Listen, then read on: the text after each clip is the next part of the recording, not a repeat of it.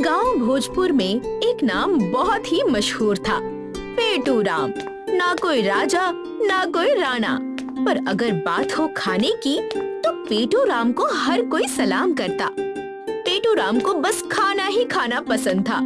भूख हो या ना हो, उसकी जीभ को हमेशा कुछ न कुछ चाहिए होता।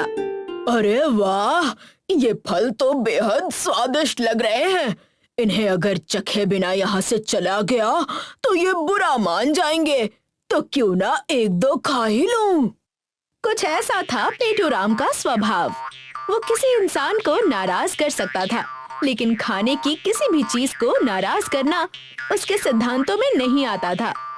सुबह अपने घर में पोहा, दोपहर में किसी के यहाँ खिचड़ी, शाम को समोसे और रात को पराठे। कुछ ऐसा ही बीतता था पेटू राम का दिन।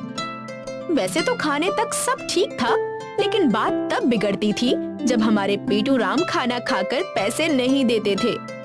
अरे पेटू राम, कहाँ चले? कहाँ मतलब? दफ्तर, काम भी तो करना है ना। नहीं, वो सब तो ठीक है, लेकिन इन समोसों के पैसे भी तो देने हैं ना। क्या मजाक करते हो किशन? अरे हम एक ही गांव के रहने वाले हैं। अपने ही भाई से पैसे लेना शोभा देता है क्या? क्यों नहीं देता? देता है भाई, मुझे तो शोभा देता है। मुझे मेरे पैसे दो। नहीं नहीं किशन भाई, अपने ही भाई को खाने के लिए पैसे देना मुझे शोभा नहीं देता। लीजिए, मैं तो चला। उफ, पेटू राम ने तो हद ही कर दी थी। स्वभाव से सरल और बोलने में नरम होने के बावजूद अब लोग पेटू राम से तंग आ चुके थे। वो जहाँ भी जाता वहाँ कुछ न कुछ खाने लग जाता। उसका यही स्वभाव अब लोगों के लिए परेशानी बन चुका था। सुनिए, सुनिए जी। अरे जरा आराम से माया, इतना क्यों चिल्ला रही हो? जो वो पेटू राम है, हमारी दुकान के पास ही आ रहा है। हाँ, तो क्या हुआ? क्या हुआ मतलब? अरे वो राक्षस है, राक्षस। पता है कल क्या हुआ? मैं लल्ला को सेवैया खिला रही थी, तो उस मोटू पेटू राम ने पूरी कटोरी में छींक कर सारी सेवैया गटक ली और ऊपर से कहता है, माफ करना भाभी जी, वो क्या है, लल्ला को सेवैया कुछ खास पसंद नहीं आ रही थी, तो सोचा क्यों बर्बाद करें, मैं ही खत्म कर देता हूँ। हाय रे हाय, ऐसे भी कोई करता है क्या? अरे अब छोड़ भी दो, वो नहीं सुधरने वाला। वो भले ही ना सुधरे, लेकिन अगर वो ऐसे ही हमारे घर आकर खाने लगा तो एक दिन हमारे खाने की भी वाट लग जाएगी, इतना तो तय है। मुझे कुछ नहीं सुनना, आप अभी के अभी दुकान बंद कर दीजिए और छुप जाइए। चलिए। अरे हाँ हाँ, करता हूँ। देखते ही देखते पेटू राम की दहशत पूरे गांव में फैलने लगी थी। लोग उसे देखते ही अपनी दुकानें बंद करने लगे थे, लेकिन पेटू राम जैसे तैसे किसी को पकड़ ही लेता और अपनी पेट पूजा पूरी कर ही लेता। लेकिन एक दिन कमाल हो गया। पेटू राम के मीठा खाने की तलब अपनी चरम सीमा पर पहुंच गई। उसने अपने घर में रखे मिठाई के सारे डिब्बे एक ही बार में खत्म कर दिए और बड़े ठाठ से डकार लेते हुए बोला, हो गया, मजा आ गया। लेकिन ये क्या, मेरी तलब तो और भी बढ़ती जा रही है। मुझे मीठा खाना है। चलो काम पर लगो पेटू राम, कुछ ढूंढो और अपनी आत्मा को शांति दो। चलो। वाह रे पेटू राम, पूरे घर की मिठाई खत्म करने के बावजूद उसने हार नहीं मानी।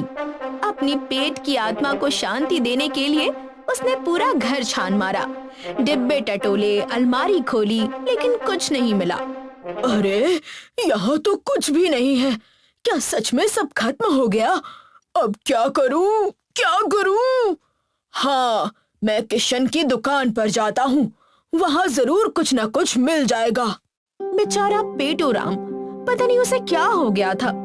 आज उसकी भूख मिटने का नाम ही नहीं ले रही थी। वो तुरंत किशन की दुकान की ओर भागा, लेकिन अफसोस किशन की दुकान आज भी बंद मिली। वो नाराज तो हुआ, लेकिन उसने हार नहीं मानी। उसने बाकी दुकानों पर जाना तय किया, मगर पेटू राम के पैसे ना देने की आदत के कारण सभी ने उसे बाहर निकाल दिया। अब वो थका, भूखा और सबसे बुरी बात, बिना मीठे के था। बेचारा पेटू राम थक हार कर खेतों के किनारे बैठ गया और रोने लगा। आखिर मेरे साथ हो क्या रहा है? मैं इतना बुरा हूँ कि कोई मुझे थोड़ी सी मिठाई नहीं खिला सकता। क्या मैं सच में इतना खाता हूँ? नहीं, मैं इतना तो नहीं खाता। तो सब मुझे भगाते क्यों हैं? मैं भी तो इंसान हूँ, मुझे भी तो वैसे ही भूख लगती है जैसे सबको लगती है। अगर थोड़ी सी भूख भी लग जाए तो इसमें दिक्कत क्या है? अब मैं क्या करूँ? मुझे मीठा खाना है, क्या करूँ मैं? पेटू राम अपना पेट और भूख लेकर रो रहा था। उससे अब नहीं रहा जा रहा था। उसी समय कड़कड़ाती बिजली चमकी और धुएं के गुबार से एक जिन प्रकट हुआ। अरे तुम रो क्यों रहे हो?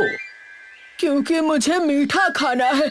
ये क्या जिन, क्या तुम सच में यहाँ हो? हाँ, मैं सच में यही हूँ। मेरा नाम है जिन मिस्त्री लाल। बोलो क्या चाहिए, मैं यहाँ तुम्हारे लिए ही आया हूँ। सच? तो चलो, मुझे बस एक थाल मालपुओं का दे दो और कुछ नहीं। पेटू राम की बात सुनकर जिन मुस्कुराया और हवा में घुमा घुमा कर बोल पड़ा। बेसन की रास, गुड़ की मिठास, गाय का घी और बादाम की बौछार, चांदी की बर्फ और गुलाब की बूंदे, लो बन गए जादुई मालपुए 4। देखते ही देखते जिन ने पेटू राम के सामने ऐसे मालपुए बनाए जो सोने की थाली में खुद ब खुद सज गए। उन्हें देखकर पेटू राम के मुंह में पानी आ गया। हाय, ये मालपुए तो बड़े ही स्वादिष्ट लग रहे हैं। क्या मैं इन्हें खा सकता हूँ? हाँ हाँ जरूर। जिन के हाँ कहते ही पेटू राम ने मालपुए खाना शुरू कर दिया। जैसे ही उसने पहला निवाला खाया वो मंत्र मुग्ध हो गया। लेकिन अजीब सी बात ये थी कि पेटू राम का पेट एक थाली से भी नहीं भरा। उसने 1 नहीं, 2 नहीं, 10 नहीं, 50 से भी ज्यादा थालियां खत्म कर दी थी और वो अब भी और खाना चाहता था। पेटू राम की ये हालत देखकर जिन हैरान रह गया। तो इंसान है या कोई खाई हुई जमीन?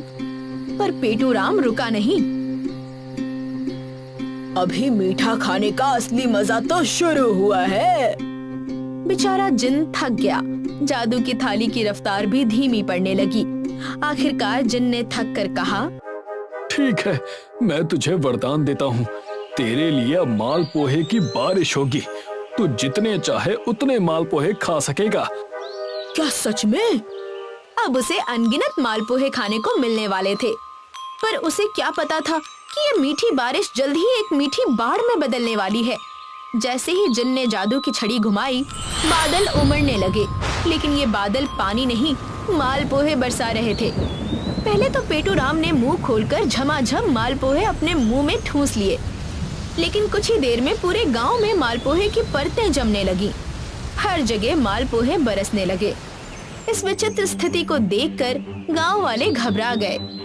ये क्या हो रहा है? ये मालपुए की बाढ़ कहाँ से आ गई? जल्द ही मालपुए की इतनी बाढ़ आ गई कि गांव के लोग उसके मीठे रस में डूबने लगे। उधर दूसरी ओर पेटू राम भी खा खा कर थक चुका था। अब वो भी उस मीठी बाढ़ में तैरने लगा था। लेकिन ना तो मालपुए की बारिश रुक रही थी और ना ही बाढ़ थमने का नाम ले रही थी। तभी हैरान परेशान पेटू राम के मुंह से निकल पड़ा, बस बस, अब और नहीं। भगवान बचाओ मुझे, मुझसे अब और कुछ नहीं खाया जाएगा। हे जिन, हे भगवान, मैं वादा करता हूँ आगे से खाने में संयम रखूंगा। दूसरों की मेहनत के पैसे उन्हें लौटा दूंगा। उनका मजाक नहीं उड़ाऊंगा और लालच को खुद पर हावी भी नहीं होने दूंगा। मुझे बस इस बाढ़ से बचा लो। आखिरकार पेटू राम अपना सबक सीख चुका था और जिन का उद्देश्य भी पूरा हो चुका था। तभी अचानक एक जोरदार बिजली कड़की और पेटू राम की आंख खुल गई। वो अपने बिस्तर पर था, सिर पसीने से भीगा हुआ था। ये सपना था? वो उठा और बाहर गया। आसमान बिल्कुल साफ था, लेकिन इस सतरंगी सपने से पेटू राम बिल्कुल बदल चुका था। उसे अब भूख नहीं लगी थी। वो पहली बार शांत था। आखिरकार उसने अपनी गलती स्वीकार की, गांव वालों के पैसे लौटा दिए और प्रायश्चित भी किया।